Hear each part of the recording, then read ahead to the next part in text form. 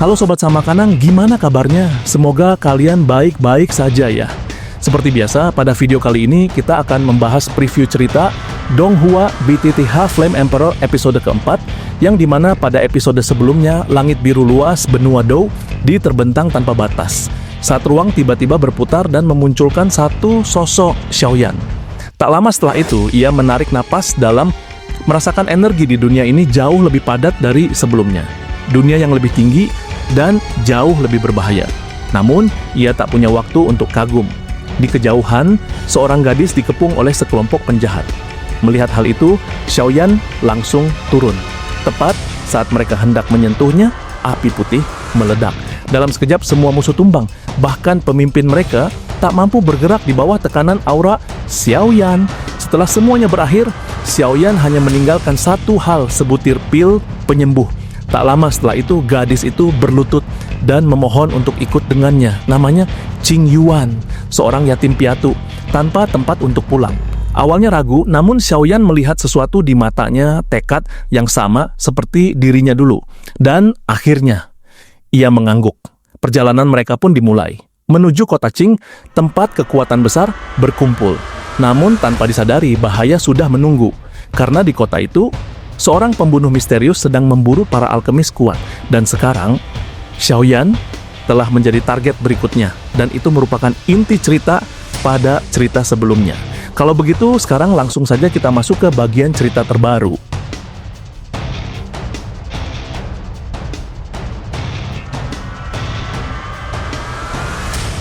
Keesokan paginya, sinar matahari menyambut perjalanan Xiaoyan dan Qing Yuan menuju bangunan dengan papan nama emas bertuliskan Asosiasi Alkemis.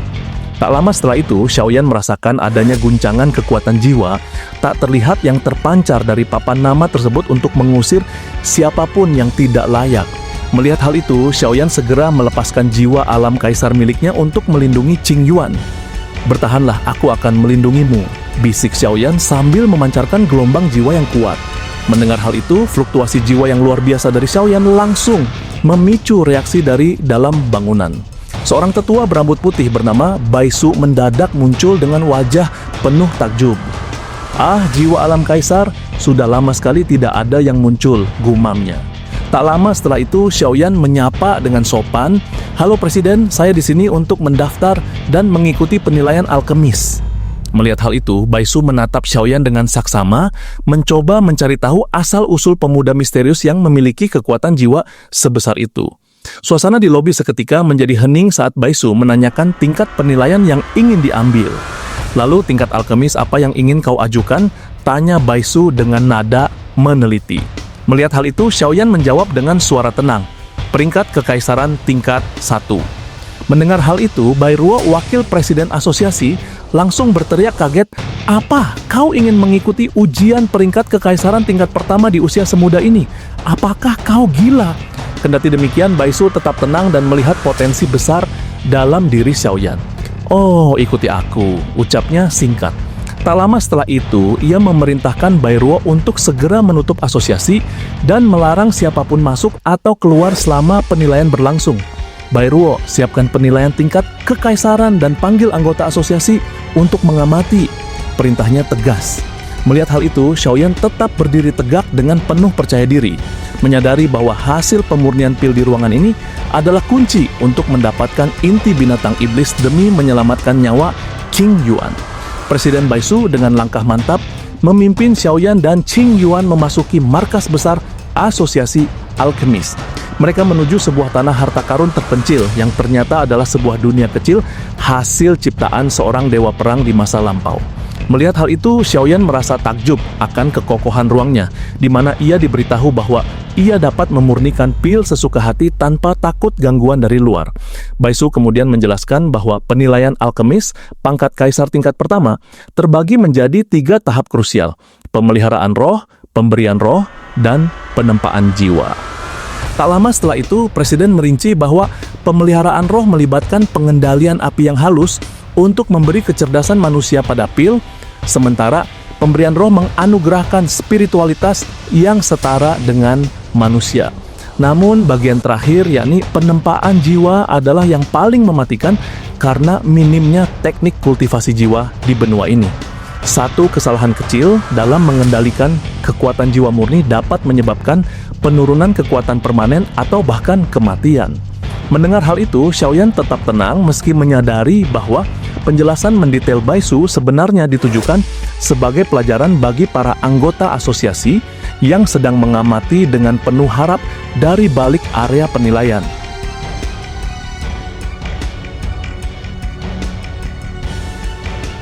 Penilaian pun resmi dimulai dengan babak pertama, pembinaan roh. Secara mengejutkan, Presiden Baisu mengeluarkan 2 gulungan resep tingkat kaisar beserta bahan-bahan lengkapnya. Melihat hal itu, Wakil Presiden Bairuo langsung terperanjat dan memprotes pemborosan tersebut karena nilai resep asli maupun salinannya sangatlah fantastis. Kendati demikian, Raja Naga Emas tertawa di dalam batin Xiaoyan, membisikkan bahwa ini adalah taktik licik presiden untuk mengikat Xiaoyan ke pihak mereka setelah melihat potensi jiwa alam kaisar yang dimilikinya. Xiaoyan kemudian berjalan maju dan membentangkan kedua resep tersebut dengan telapak tangannya.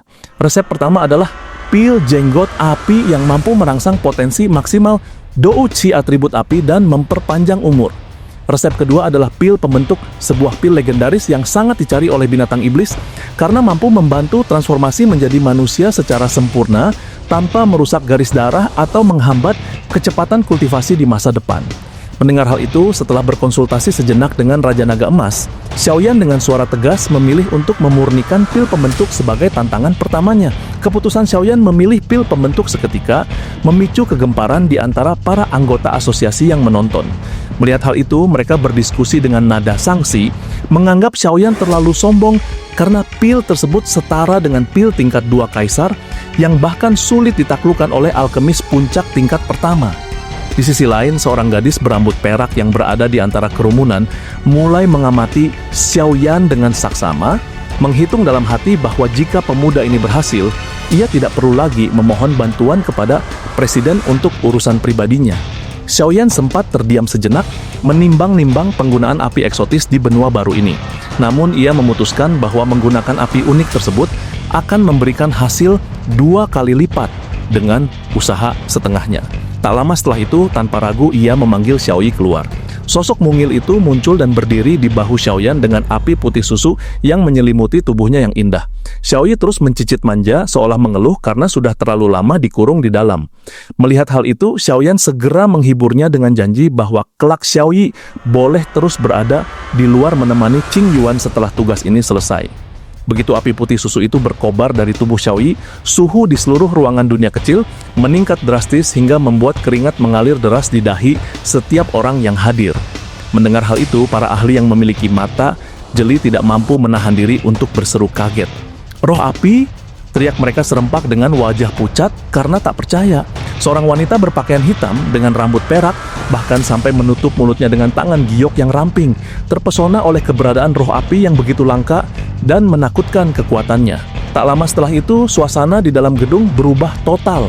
Presiden Baisu yang tadinya bersikap tenang kini dipenuhi rasa takjub yang mendalam, dan pikirannya mulai menghitung cepat nilai strategis dari pemuda misterius ini. Di sisi lain, rasa tidak puas yang sebelumnya terpancar dari wajah Wakil Presiden Bairuo kini sirna sepenuhnya, berganti dengan ekspresi tidak percaya yang membeku. Dengan dukungan roh api yang melegenda tersebut, Xiaoyan kini bersiap memulai proses peleburan bahan-bahan langka untuk menciptakan pil pembentuk yang akan menggetarkan kota Qing. Xiaoyan menatap lekat kuali obat di hadapannya, merasakan kualitas materialnya yang mampu meredam panas ekstrem. Melihat hal itu, ia memuji kemampuan kuali tersebut yang dapat mengurung api surgawinya tanpa ada sedikit pun hawa panas yang meluap keluar.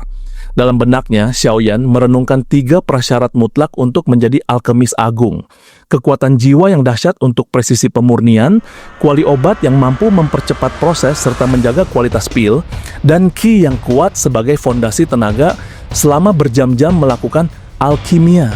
Tak lama setelah itu, Xiaoyan memanggil Xiaoyi untuk membantu proses pemanasan awal. Sosok mungil itu segera menyemburkan api putih susu ke arah kuali dengan tingkah yang sangat menggemaskan.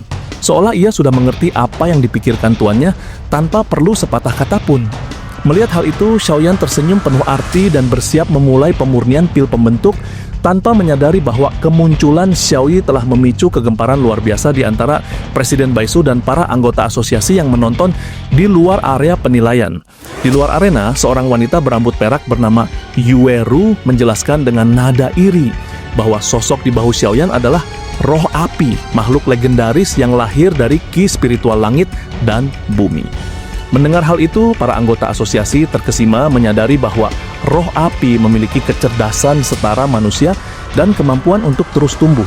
Presiden Baisu pun tak kuasa menahan senyum bangganya menyadari bahwa Xiaoyan bukan hanya pemilik jiwa alam kaisar yang langka, tetapi juga mitra dari sebuah roh api yang sangat berharga. Melihat hal itu, Yueru menatap Xiaoyan dengan tatapan tegas dan memohon kepada presiden agar diizinkan bertemu pemuda itu setelah penilaian selesai. Meskipun sempat ragu karena kegigihan Yueru, Baisu akhirnya mengangguk setuju untuk mengatur pertemuan tersebut. Di sisi lain, Xiaoyan yang sempat mendengar bisikan-bisikan mengenai asal-usul Xiaoyi memilih untuk tidak terdistraksi. Ia memusatkan seluruh fokusnya pada kuali yang kini suhunya telah mencapai titik puncak, siap untuk memasukkan ramuan obat pertama. Dengan gerakan jari yang sangat terampil, Xiaoyan melemparkan ramuan obat ke dalam kuali satu persatu yang diikuti oleh Xiaoyi dengan gerakan yang hampir serupa. Melihat hal itu, Xiaoyan secara mengejutkan membagi api di dalam kuali menjadi 3 bagian terpisah. Teknik ini bertujuan untuk memurnikan teratai bumi, daun kaisar darah, dan buah api es secara bersamaan guna menghemat waktu. Tak lama setelah itu, Presiden Baisu memuji pengendalian jiwa Xiaoyan yang begitu halus karena teknik membagi fokus seperti ini sangat berbahaya dan bisa berakibat fatal jika dilakukan oleh alkemis sembarangan.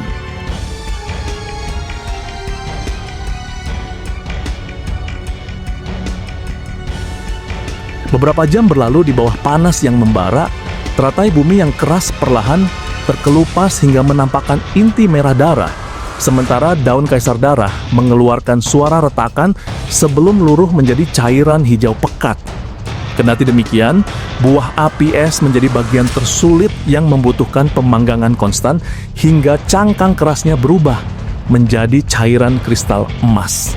Melihat hal itu, semua orang menyadari bahwa langkah pemurnian awal telah selesai dengan sempurna, namun tantangan yang paling mengerikan baru saja akan dimulai. Tahap penggabungan fusi.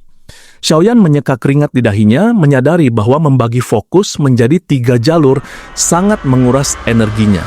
Tak lama setelah itu, ia perlahan mengarahkan ketiga tumpukan cairan yang saling tidak kompatibel itu untuk menyatu di tengah kuali. Namun tepat saat cairan itu bersentuhan, 3 semburan energi yang mengerikan mendadak meledak di dalam kuali. Melihat hal itu, suasana di ruang penilaian menjadi sangat mencekam, karena ketiga kekuatan tersebut saling menolak dan bergejolak hebat, seolah tidak mau menyerah satu sama lain. Presiden Baisu bergumam cemas, mengkhawatirkan kemungkinan kuali tersebut akan meledak dan menghancurkan seluruh upaya Xiaoyan. Mendengar hal itu, Xiaoyan tetap berdiri kokoh, terus mendorong penggabungan tersebut menggunakan sisa kekuatan jiwanya. Tiba-tiba, sebuah getaran hebat mengguncang area penilaian diiringi suara gemuruh yang menakutkan dari dalam kuali. Melihat hal itu, banyak penonton yang menduga kegagalan sudah di depan mata. Namun Xiaoyan justru mengeluarkan raungan lantang, memerintahkan seluruh cairan untuk saling menyerap, mempertaruhkan segalanya dalam momen hidup dan mati ini.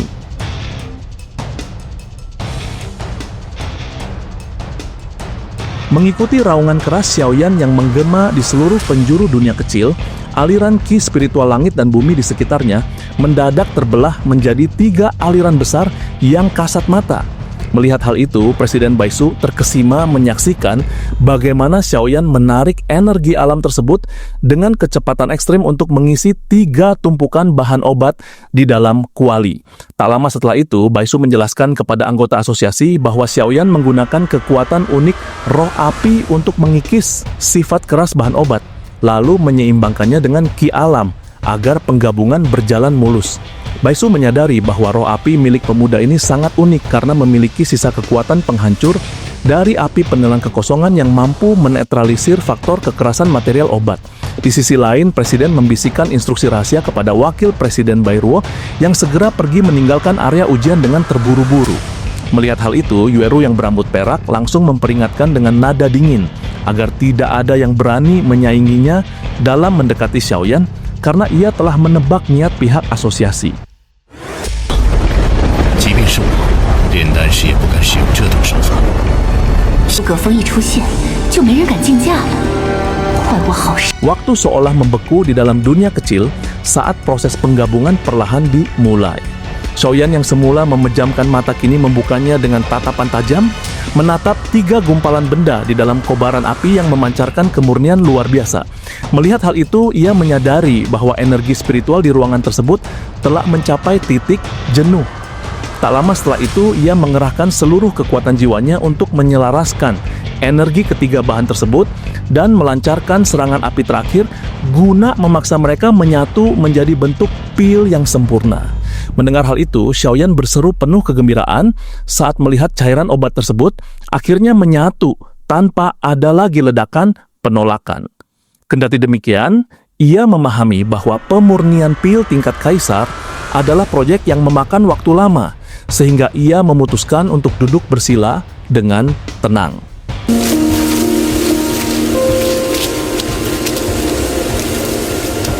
Tak lama setelah itu, 5 hari berlalu dalam keheningan yang mencekam sementara seluruh anggota asosiasi tetap setia menunggu dengan kesabaran tinggi, menyadari bahwa mereka sedang menyaksikan proses kelahiran sebuah mahakarya alkimia yang langka. Tiba-tiba, suasana panas di dunia kecil berubah saat suara guntur yang rendah mulai bergemuruh di langit yang semula tenang. Melihat hal itu, tatapan semua orang beralih ke atas, di mana awan gelap tebal mulai bergumpal dan memancarkan aura tekanan yang luar biasa. Yueru tampak sangat khawatir mengingat betapa mematikannya kesengsaraan petir bagi seorang alkemis, namun Presiden Baisu meyakinkannya bahwa Xiaoyan pasti memiliki rahasia untuk melaluinya. Tak lama setelah itu, Xiaoyan berdiri dan berteriak lantang memerintahkan pilnya untuk bangkit menembus awan. Sebuah pilar cahaya hijau melesat hebat dari kuali, menembus awan gelap dan memicu perubahan warna pada awan petir tersebut. Melihat hal itu, para hadirin bersorak kegirangan saat menyaksikan awan yang semula tak berwarna berubah menjadi 1, 2, hingga mencapai 9 warna yang mempesona. Fenomena langka ini membuktikan bahwa Xiaoyan telah berhasil melampaui batas alkemis biasa. Di sisi lain, Yueru akhirnya bisa tersenyum lega sambil menepuk dadanya yang berdegup kencang, merasa kagum akan keajaiban yang diciptakan pemuda di hadapannya. Kejutan belum berakhir karena tepat saat petir pil 9 warna muncul, aroma obat yang sangat memabukkan mulai memenuhi seluruh gedung asosiasi. Tak lama setelah itu, semburan cairan seperti tetesan hujan mulai jatuh dari langit, menciptakan fenomena hujan pil yang legendaris. Melihat hal itu, semua orang yang terkena tetesan tersebut merasa douci dan jiwa mereka seolah dibaptis, serta disublimasikan ke tingkat yang lebih tinggi.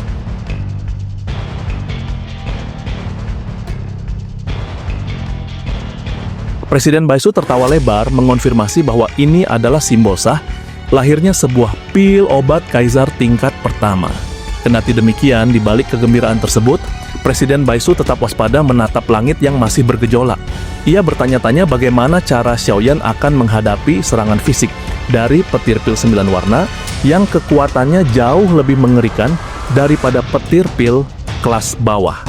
Melihat hal itu, seluruh mata kini tertuju pada Xiaoyan yang berdiri di bawah amukan awan 9 warna, siap mempertaruhkan nyawa dan kekuatannya demi melindungi pil yang telah ia perjuangkan selama berhari-hari tersebut.